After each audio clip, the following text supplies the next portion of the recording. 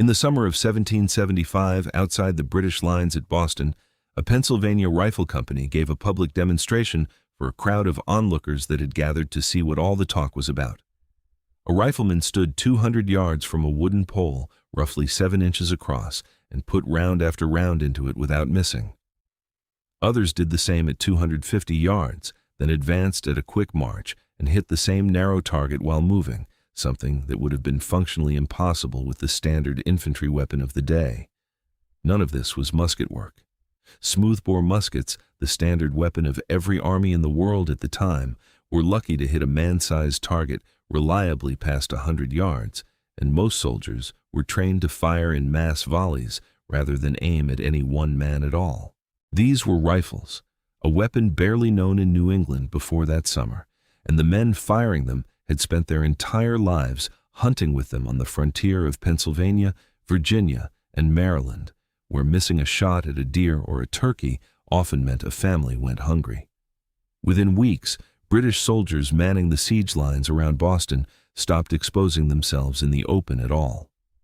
One American officer later wrote that the redcoats had become so thoroughly unsettled by the rifle fire that they would not stir beyond their own lines. The British, for their part, had a different word for it. They accused the Americans of bad sportsmanship, of fighting in a manner no gentleman's army should tolerate. So how did a few hundred frontier hunters with no formal military training become so dangerous that the most powerful army on earth considered their fighting style something closer to cheating than warfare? The story begins on June 14, 1775, when the Second Continental Congress, scrambling to organize a real military response after the fighting at Lexington and Concord, made one of its very first decisions as a governing body.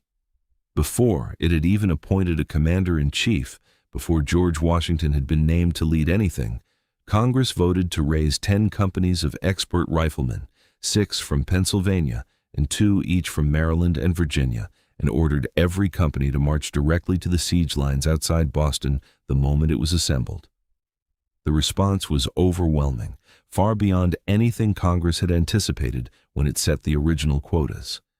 Pennsylvania's authorization was quickly expanded to 8 companies once it became clear how many men wanted in.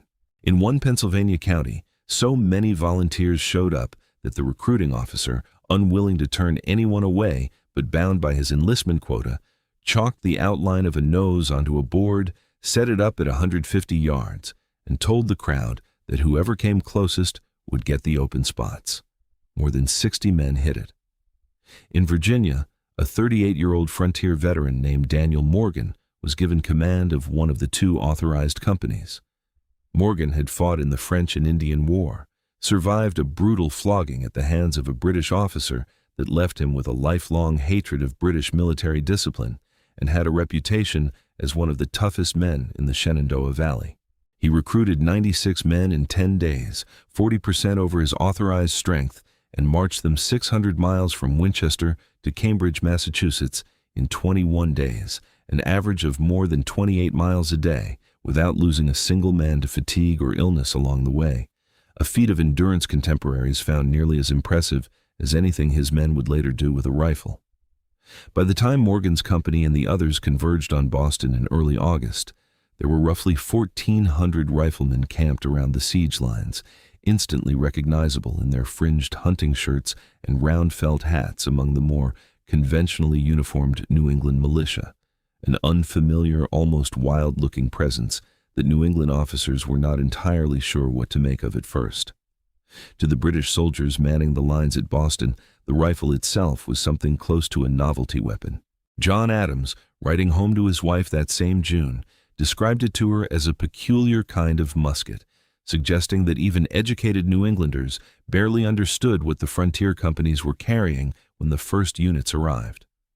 A rifle's grooved barrel put a spin on the bullet that a smoothbore musket simply could not replicate, and that spin was the difference between a weapon accurate to perhaps 80 or 100 yards and one that could reliably hit a man at 250 yards or more, sometimes much further in skilled hands.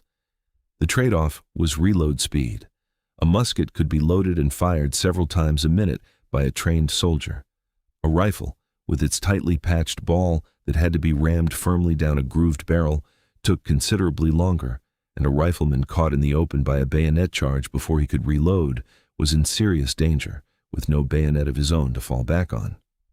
That trade-off shaped exactly how the riflemen were used. They were never meant to stand in a battle line and trade volleys the way conventional infantry did. They were meant to snipe, harass, and disappear, picking off targets from concealment and falling back before the enemy could close the distance, usually with light infantry support nearby to cover their retreat if a charge actually materialized. And the targets they picked were rarely random. Riflemen quickly developed a habit of deliberately aiming for officers rather than the rank and file, a tactic that violated an unwritten code of 18th century European warfare, in which officers, identifiable by their rank insignia and often mounted on horseback, were generally considered to be above the indiscriminate business of being shot at by common soldiers, a kind of mutual professional courtesy that conventional armies on both sides had quietly observed for generations. British officer Roger Lamb later described the effect with open bitterness, writing that the skill the Americans had acquired over years of hitting game in the wilderness had been, in his words, fatally applied to the destruction of British officers, and that their fall created exactly the confusion the riflemen intended. From the British perspective, this was not just tactically frustrating. It struck many officers as a violation of how war between gentlemen was supposed to be fought, a complaint that shows up repeatedly in British accounts from the period, even though it did nothing to stop the practice. General William Howe, watching his men grow increasingly reluctant to expose themselves to rifle fire around Boston, ordered British artillery and musket fire directed back at the rifle positions in retaliation, though the heavier but far less accurate British fire accomplished comparatively little against men who knew how to stay under cover and pick their moments. The irony was not lost on the besieging Americans, who watched thousands of British rounds expended against targets that were rarely even hit. The riflemen were not without serious problems of their own, and it would be dishonest to pretend the entire experiment ran smoothly from the start. Many of the men, used to operating as independent hunters, answerable to no one, struggled badly with military discipline once the initial excitement of arriving at Boston wore off and the daily grind of siege warfare set in. Camp life under siege conditions was tedious. The riflemen were given lighter duties than other troops in recognition of their specialized role, and that special treatment bred resentment among regular soldiers and a certain entitled restlessness among the riflemen themselves. In September of 1775, a group of Pennsylvania riflemen attempted to forcibly free a sergeant who had been confined for neglect of duty, triggering a serious confrontation on Prospect Hill that required Washington himself, along with several other generals, to personally intervene with an armed Rhode Island regiment before order was restored. Washington's private assessment of his riflemen, expressed in a letter to his brother that autumn, was far less flattering than the public reputation the units would eventually earn. Some of the Pennsylvania men, he complained, knew no more about handling a rifle than his horse did, a sharp reminder that not every man who showed up in a fringed hunting shirt was actually the frontier marksman the legend would later assume, and that the rifle companies arrived with real growing pains attached to their celebrated marksmanship. Where the riflemen mattered most was not really at Boston, where siege conditions limited how much their particular skills could be applied, but 2 years later in the campaign that decided the war's early direction. In the summer of 1777, Washington assembled 500 hand-picked riflemen drawn from Pennsylvania, Maryland, and Virginia regiments already in Continental service into a single provisional rifle corps under Daniel Morgan's command and sent them north to help stop a British invasion advancing south from Canada under General John Burgoyne. At the Battle of Freeman's Farm that September, Morgan's riflemen, fighting from concealed positions in the woods along a rail fence, took a heavy and deliberate toll on Burgoyne's officer corps from the opening exchanges of the fight. So many British officers fell in such a short span that the wounding of one of Burgoyne's own aides, a young captain shot from his horse while riding near the general in a particularly fine uniform that made him an easy mark, briefly convinced American troops that Burgoyne himself had been killed, a rumor that swept through the camp and lifted morale even before it was corrected. The most consequential moment came a few weeks later, on October 7th, at the Battle of Bemis Heights. As British troops began to break under pressure, Brigadier General Simon Fraser, one of Burgoyne's most capable and respected officers, rode out to try to rally them, conspicuous on a gray horse in a fight where almost no other mounted officer remained exposed. American General Benedict Arnold, watching Fraser steady the collapsing British line, reportedly turned to Morgan and said that the man on the gray horse was worth an entire unit by himself and needed to be dealt with. Morgan, by tradition reluctant but unwilling to ignore an order with that much riding on it, directed his best marksman toward Fraser's position. Within minutes, Fraser was struck and mortally wounded, and an aide riding to deliver him a message, mistaken in the chaos for Burgoyne himself by some American troops, was killed as well.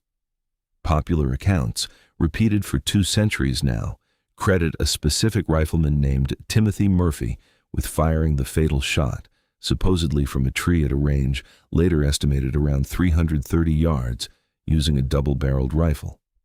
It is a vivid story, and it may well be true, but the documentary trail behind it is considerably thinner than the legend suggests. No contemporary account from the battle itself names Murphy as the shooter. The identification comes from testimony recorded decades after the war, second-hand accounts from men who claim to have heard it from Morgan himself or from others who were present, and serious historians treat the specific attribution to Murphy with real caution, even while accepting that Fraser was deliberately targeted by Morgan's riflemen on Morgan's own order, and that his death at that exact moment shattered British momentum on the field. Whoever pulled the trigger, the effect on the battle was immediate and severe.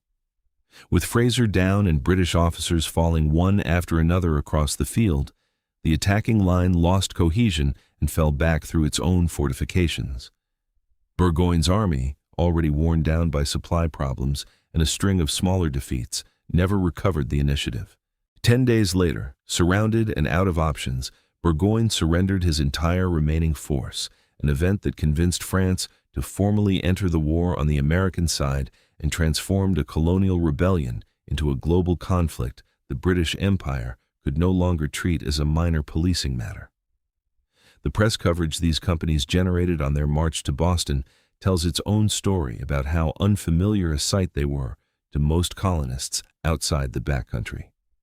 A Lancaster, Pennsylvania newspaper described one company of 130 men passing through town in August as remarkably stout and hardy, many of them already carrying visible scars from earlier fighting on the frontier against Native American raiders, men who, in the paper's words, appeared as if they had never felt the passion of fear. Another Virginia paper reported that a company captain near Yorktown had arrived in Cambridge and immediately proposed to General Washington that his men be allowed to attack a British transport ship, an offer that says as much about the rifleman's aggressive temperament as any battlefield account does. To New Englanders who had spent the early months of the war watching conventional militia trade volleys with British regulars in open fields, these backwoods companies, dressed in hunting shirts and leggings rather than any recognizable uniform, must have looked like they belonged to an entirely different kind of war. The British military did eventually try to answer the rifle's advantage rather than simply complain about it.